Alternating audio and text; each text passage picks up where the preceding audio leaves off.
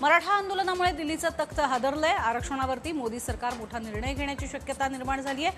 आर्थिक निकषावरती आरक्षण देण्याच्या तयारीत केंद्र सरकार असल्याची माहिती सूत्रांकडून समजते। मराठा आंदोलनाच्या पार्श्वभूमीवर मुख्यमंत्र्यांनी आज रात्री 9 वाजता वर्षा या निवासस्थानी बैठक बोलावली आहे। मराठा मंत्र्यांना या बैठकीचं विशेष निमंत्रण आहे। मराठा आरक्षणासाठी आता औरंगाबाद भाजप जिल्हाध्यक्षांनी राजीनामा दिलाय। ग्रामीण जिल्हाध्यक्ष एकनाथ जाधवांनी रावसाहेब दानवेंकडे आपला राजीनामा सोपवला।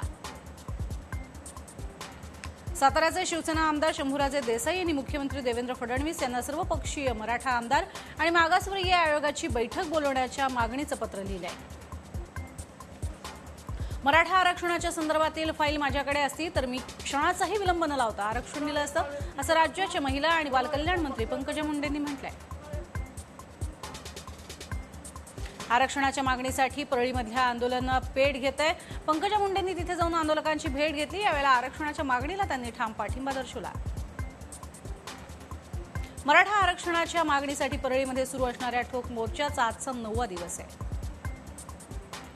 समाजाच्या मागण्यांसाठी कोणत्याही तरुणांनी जीव गमवू नये असं आवाहन राज ठाकरेंनी सर्व समाजातल्या तरुणांना केलंय। मराठा आरक्षणावरून मुख्यमंत्री बदलाच्या वावड्या राज्यामध्ये उठत असतानाच अपक्ष आमदारांनी मात्र मुख्यमंत्र्यांना पाठिंबा दर्शवलाय। मराठा क्रांती मोर्चाच्या कार्यकर्त्यांनी नाशिकच्या जिल्हाधिकारी कार्यालयावरती आरक्षणाच्या मागणीकरता उपोषण सुरू केलंय। ज्या आमदारांनी मराठा आरक्षणाच्या आंदोलनाला पाठिंबा दिलेला नाही त्या आमदारांच्या घराबाहेर बसून आंदोलन करणार असल्याचा इशारा मराठा क्रांती मोर्चाच्या कार्यकर्त्यांनी दिलाय। आणि याच पार्श्वभूमीवर नाशिकच्या भाजपच्या सर्व आमदारांच्या घराबाहेर पोलिसांचा मोठा बंदोबस्त तैनात करण्यात आलाय। मराठा आरक्षण आंदोलनाला पाठिंबा देत भाजप आमदार डॉक्टर राहुल आहेर हे मराठा आंदोलकांच्या भेटीला गेले। तसंच मराठा आरक्षणाच्या मागणीसाठी आमदारकीचा राजीनामाही त्यांनी आंदोलकांकडे सोपवला। नवी मुंबईत काल झालेल्या हिंसाचारानंतर कोपरखैरणे शहरामध्ये तणावपूर्ण शांतता आज पाहायला मिळाली। कोपरखैरणेमधल्या अनेक दुकानं आजही बंद होती। नवी मुंबईच्या कोपरखैरणे वाशी या भागामध्ये खबरदारीचा उपाय म्हणून पोलीस प्रशासनानं इंटरनेट सेवाही बंद केली आहे। नालासोपारा पूर्व दुबे एस्टेटमध्ये भाजी विक्रेते दुकानदारांची तोडफोड करणाऱ्या 8 ते 10 अज्ञात मराठा आंदोलकांवर पुळीस पोलीस ठाण्यात गुन्हा दाखल करण्यात आलाय। मराठा आरक्षणासाठी 24 वर्षीय प्रशांत सोयराते या युवकानं विषप्राशन करून आत्महत्येचा प्रयत्न केला। त्याला नांदेडच्या खासगी रुग्णालयात उपचाराकरता दाखल करण्यात आलं। सिंधुदुर्गच्या कसालमध्ये पोलीस आणि मराठा कार्यकर्त्यांमध्ये हाणामारी झाली। यामध्ये 2 पोलीस आणि मराठा कार्यकर्ते जखमी झाले। मारामारी करणाऱ्या कार्यकर्त्यांना ओरोस पोलिसांनी ताब्यात घेतलं आणि त्यांना सोडवण्यासाठी मराठा आंदोलनकर्त्यांनी ओरोस पोलीस ठाण्याला घेराव घातला। सिंधुदुर्गामध्ये आंदोलकांना पोलिसांनी शिवीगाळ केली, मारहाण केल्याचा आरोप कार्यकर्त्यांनी केला। त्यानंतर दाखल झालेल्या आमदार नितेश राणेंनी ओरोस पोलीस स्टेशनच्या अधिकाऱ्यांना धारेवर धरला। जालन्यामध्ये मराठा कार्यकर्त्यांनी चक्काजाम आंदोलन केलं। यावेळेला संतप्त आंदोलकांनी बदनापूर शहरामध्ये पोलिसांच्या दंगल नियंत्रक वाहनावरच दगडफेक केली।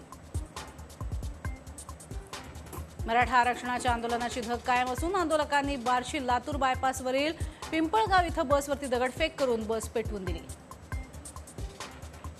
शिराळा तालुक्यातल्या मांगली या गावामध्ये मराठा आरक्षण मागणीसाठी आंदोलन आक्रमक झाले आणि आंदोलनादरम्यान अज्ञातांनी एसटी बस पेटवली। सिंधुदुर्गातल्या कुडाळ आगारातल्या एसटी बसच्या काचा मराठा आंदोलकांनी फोडल्या। त्यामुळे परिसरात काही काळ तणावाचं वातावरण होतं। मराठा क्रांती मोर्चाला परभणीत हिंसक वळण लागल्यानं आंदोलकांनी पोलिसांवरती दगडफेक केली। दरम्यान आंदोलकांना पांगवण्यासाठी पोलिसांनी लाठीचार्ज केला। पिंपरी चिंचवडच्या सिम्बॉयसिस कॉलेजजवळ काही अज्ञात लोकांनी गाड्यांवरती दगडफेक केली। यात इनोव्हा कारची काच फुटली। वाशिम जिल्ह्यातल्या शिरपूर इथं मराठा आंदोलकांनी टायर जाळून रास्ता रोको केला। जालन्यामधल्या चिखली भोकरदन रस्त्यावरती अहिल्याबाई होळकर चौकामध्ये टायर जाळून आंदोलनाला सुरुवात झाली। त्यानंतर जाफराबाद शहरातील शिवाजी चौकात चक्का जाम आंदोलन झालं। बार्शी तालुक्यातल्या पानगाव इथं मराठा आंदोलकांनी टायर पेटून सरकारचा निषेध केला। त्यामुळे बार्शी सोलापूर मार्गावरती वाहतूक ठप्प होती। सकल मराठा समाजाच्या वतीनं सोलापूरच्या बार्शी शहरामध्ये कडकडीत बंद पाळण्यात आला। तसंच सामुदायिक मुंडन करत सरकारचा निषेध करण्यात आला। यावेळेला बार्शीच्या कवठा चौकामध्ये आंदोलनकर्त्यांनी टायर जाळून आंदोलनही केलं. पुण्यातल्या वारजेच्या रमेश वांजळे चौकामध्ये कुठल्याही प्रकारची परवानगी नसताना रास्ता रोको करण्याचा प्रयत्न झाला. मराठा कार्यकर्त्यांना त्यावेळेला पोलिसांनी ताब्यात घेतलं. पोलिसांनी आंदोलनकर्त्यांना मनाई करत गाडीत बसवण्याचा प्रयत्न केला. त्यावेळेला आंदोलक आणि पोलिसांमध्ये झटापट झाली. पुणे मुंबई द्रुतगती मार्गावरच्या तळेगावच्या टोल नाक्यावर मराठा समाजाच्या वतीनं आंदोलन करण्यात आलं. यावेळेला टोल आणि रस्ता आंदोलनकर्त्यांनी बंद केला. मावळमध्ये बंद पुकारण्यात आला असून मावळमधल्या कान्हे फाटा इथं जुन्या मुंबई पुणे हायवेवरती टायर जाळून रास्ता रोको आंदोलन करण्यात आलं. सरकारच्या विरोधात घोषणा करत हजारो मराठा कार्यकर्ते रस्त्यावर उतरले. मुंबई गोवा महामार्ग कार्यकर्त्यांनी रोखला होता. सकल मराठा आंदोलकाच्या एक प्रकारे आंदोलकांनी पुणे इंदोर मार्गावरती रास्ता रोको केला. या रास्ता रोकोमुळे मार्गावरची वाहतूक मात्र ठप्प झाली होती. मराठा आरक्षणाच्या पार्श्वभूमीवर वाशिमच्या मंगळूर पीर तसंच मनोरा शहरातल्या बाजारपेठा आजही बंद ठेवण्यात आल्या होत्या. मंगळूर पीर इथं ठिय्या आंदोलन करत आंदोलनकर्त्यांनी वाशिम अमरावती रस्त्यावरती रास्ता रोको केला. मराठा आरक्षणाच्या प्रमुख मागणीकरता मावळ तालुक्यातल्या मराठा आंदोलनाच्या वतीनं मळवली रेल्वे स्थानकाजवळ पुणे भुसावळ पॅसेंजर रोखत रेल्वे रोको आंदोलन केलं गेलं. वाशिममधल्या रिसोड तालुक्यातल्या मोफ इथं आरक्षणाच्या मागणीसाठी बीएसएनएलच्या टॉवरवरती चढून विनोद पाचरनं तरुणानं आंदोलन केलं. मराठा क्रांती मोर्चाच्या कार्यकर्त्यांनी धुळ्यामध्ये दशक्रिया विधी करत मुंडन करून आंदोलन केलं. नांदेडच्या मुदखेड शहरामध्ये शेकडो मराठा कार्यकर्त्यांनी मुंडन करत सरकारचा निषेध केला.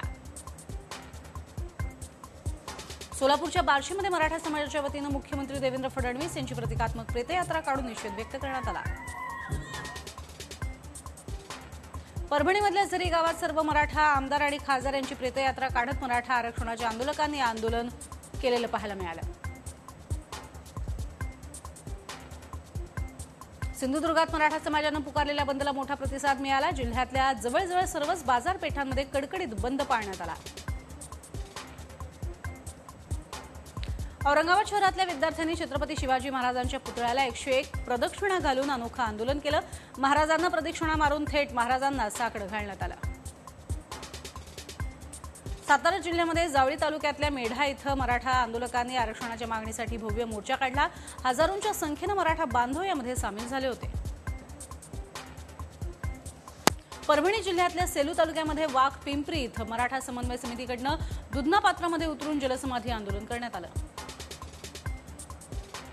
कोल्हापुरातल्या दसरा चौकामध्ये मराठा समाजाच्या वतीनं ठिय्या आंदोलन करण्यात आलं. यावेळेला शाहू महाराजांच्या पुतळ्याला गोल रिंगणही करण्यात आलं होतं. मराठा आंदोलन हा आजचा विषय नाही. सामाजिक तत्व अशा प्रकारे हिंसा करतायत, पण याचं शांततापूर्ण मार्गानं समाधान काढावं असं आरएसएसचे कार्यवाह भैयाजी जोशी यांनी म्हटलंय. राजधानी दिल्लीमध्ये हा राज्यातला मराठा आरक्षणाला पाठिंबा देण्यासाठी सकल मराठा समाजाच्या वतीनं आंदोलन करण्यात आलं. संसद परिसरामध्ये सर्वपक्षीय खासदारांनी छत्रपती शाहू महाराजांच्या पुतळ्याला अभिवादन करून मराठा आरक्षणासाठी सर्वपक्षीय खासदार संसद भवनात एकत्र आले. मुंबईच्या लोअर परळ भागामध्ये मनसे शिवसेना कार्यकर्ते भिडले होते. लोअर परळच्या पुलावरनं हा राडा झाल्याचं समजतंय. मला वाराणसीला जाऊन गंगापूजन करायचं आहे आणि अयोध्येमध्ये जाऊन रामलल्लाचं दर्शन घ्यायचंय अशी शिवसेना पक्षप्रमुख उद्धव ठाकरे यांनी ऐतिहासिक घोषणा केली आहे. चलो अयोध्या चलो वाराणसीचं आवाहन करणारे होर्डिंग मातोश्री आणि शिवसेना भवन परिसरात लागलेत. राज्यातून देशाच्या राजकारणावर महत्त्वाची भूमिका ठरणाऱ्या या होर्डिंग्सची चर्चा सध्या राजकीय वर्तुळात आहे. संसदेमध्ये राफेल डील प्रकरणी नरेंद्र मोदी आणि निर्मला सीतारामन यांनी चुकीची माहिती दिली आहे, तसंच तमाम भारतीयांची दिशाभूल केली आहे असा हल्लाबोल काँग्रेसचे प्रदेशाध्यक्ष अशोक चव्हाण यांनी पत्रकार परिषदेत केला आहे. मोराहून मुंबईकडे निघालेली सुमारे 50 ते 60 प्रवासी असलेली लॉन्च नादुरुस्त झाल्यानं भरकटली. सुमारे 1.5 ते 2 तास मदत न मिळाल्यानं प्रवासी भयभीत झाले होते. नांदेडच्या माहूर तालुक्यातल्या अतिदुर्गम भागातल्या वानोळा इथल्या आरोग्य केंद्राची इमारत पूर्णपणे मोडकळीस आली आहे. वानोळ्यामध्ये मोठ्या संख्येनं आदिवासी राहतात. इथल्या डॉक्टरांचं निवासस्थान आणि रुग्णालयाची इमारत ही जागोजागी खचतीये, त्यामुळे इथल्या डॉक्टरांना स्वतःचा जीव धोक्यात घालत रुग्णांवरती उपचार करावे लागतात. अमरावतीच्या धामणगाव रेल्वे ते चांदूर रेल्वे स्थानकापर्यंत खोदकामासाठी शेकडो झाडांची कत्तल करण्यात आली आहे। एअरटेल कंपनीने ग्राउंड केबल टाकण्यासाठी ही झाडांची कत्तल केली आहे। या खोदकामामुळे मोठमोठी झाडं भुईसपाट झाली आहेत। वन विभागाने याकडे कानाडोळा केलाय। नंदुरबार मधल्या शहादा तालुक्यातल्या नवलपूर शिवारामध्ये अज्ञात माथे फिरून पपईच्या शेतातून सुमारे 700 पपईची झाडं कापून फेकल्याची घटना घडली आहे। त्यामुळे शेतकऱ्यांचं सुमारे 1.5 लाखांचं नुकसान झालंय। कळमनुरीचे आमदार डॉक्टर संतोष टारफे यांच्या इनोव्हा 4 चाकी वाहनाला आग लागल्याची घटना घडली।